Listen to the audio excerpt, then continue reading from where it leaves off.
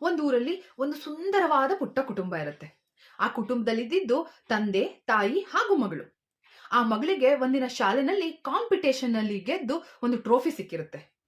ಅವಳು ತುಂಬಾ ಖುಷಿಯಿಂದ ಮನೆಗೆ ಬರ್ತಾಳೆ. ಇದನ್ನ ನನ್ನ ತಂದೆ ತಾಯಿ ಹತ್ರ ಹಂಚ್ಕೋಬೇಕು ಅನ್ನೋ ಕಾರಣದಿಂದ ಖುಷಿಯಾಗಿ ಮನೆಗೆ ಬರ್ತಾಳೆ. ಮನೆಗೆ ಬಂದವಳೆ ತಾಯಿಗೆ ತೋರಿಸ್ತಾಳೆ. ತಾಯಿಗೆ ತುಂಬಾ ಖುಷಿ ಆಗುತ್ತೆ. ಸ್ವೀಟ್ ಮಾಡಿ ಅವಳಿಗೊಂದು ಸ್ವೀಟ್ ತಿನ್ನಿಸ್ತಾರೆ. ಇಬ್ರು ತುಂಬಾ ಖುಷಿಯಾಗಿರ್ತಾರೆ. ಅದಾದ್ಮೇಲೆ ತಂದೆ ಕೆಲ್ಸಕ್ಕೆ ಹೋಗಿದ ಕಾರಣ ಅವಳಿಗೆ ಸಿಗೋದಿಲ್ಲ. ತಂದೆ ಬರುವಿಕೆಯನ್ನ ಅವಳು ಕಾಯ್ತಾನೇ ಇರ್ತಾಳೆ. ತಂದೆ ಬರ್ತಾನೆ ತುಂಬಾ ಟೆನ್ಷನ್ ಅಲ್ಲಿ ಬರ್ತಾರೆ. ಯಾರ್ದೋ ಜೊತೆ ಫೋನಲ್ಲಿ ಮಾತಾಡ್ತಾ ಕೋಪ ಹೋಗ್ಕೊಳ್ತಾ ಇರ್ತಾರೆ. ಇದನ್ನೆಲ್ಲ ಅಬ್ಸರ್ವ್ ಮಾಡಿದಂತ ಆ ಹುಡುಗಿ ಅನ್ಕೋತಾಳೆ, ನಾನೇನಾದ್ರೂ ಇವಾಗ ಹೋಗಿ ನಾನು ಗೆದ್ದಿರೋ ವಿಷಯನ ತಂದೆ ಹತ್ರ ಹೇಳಿದ್ರೆ ಅವ್ರು ಮೋಸ್ಟ್ಲಿ ನನ್ನ ಮೇಲೆ ಕೋಪ ಮಾಡ್ಕೊಬಹುದು ಅಂತ ಅವಳು ಅನ್ಕೊಂಡು ಅವಳು ಕೂಡ ಬೇಜಾರಾಗಿ ಹೋಗಿ ಸುಮ್ಮನೆ ಮಲ್ಕೊಂಡ್ಬಿಡ್ತಾಳೆ. ಈ ಖುಷಿ ವಿಚಾರ ಅವಳು ಹೇಳೋದೇ ಇಲ್ಲ. ಇದರಿಂದ ನಮಗೆ ಅರ್ಥ ಆಗ್ಬೇಕಾಗಿರೋದು ಏನು ಅಂದ್ರೆ, ಎಮೋಷನ್ಸ್ ಆರ್ ಕಂಟೇಜಿಯಸ್. ಅಂದ್ರೆ ಭಾವನೆಗಳು ಹರಡಲ್ಪಡ್ತವೆ.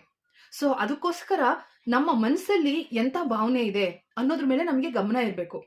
ಆ ಭಾವನೆ ನನ್ನ ಸುತ್ತಮುತ್ತ ಇರೋರ್ ಮೇಲೆ ಯಾವ ತರ ಪರಿಣಾಮ ಬೀರ್ತಿದೆ ಅನ್ನೋದನ್ನ ನಾವು ಸ್ವಲ್ಪನಾದ್ರೂ ಗಮನಿಸ್ತಾ ಇರ್ಬೇಕು.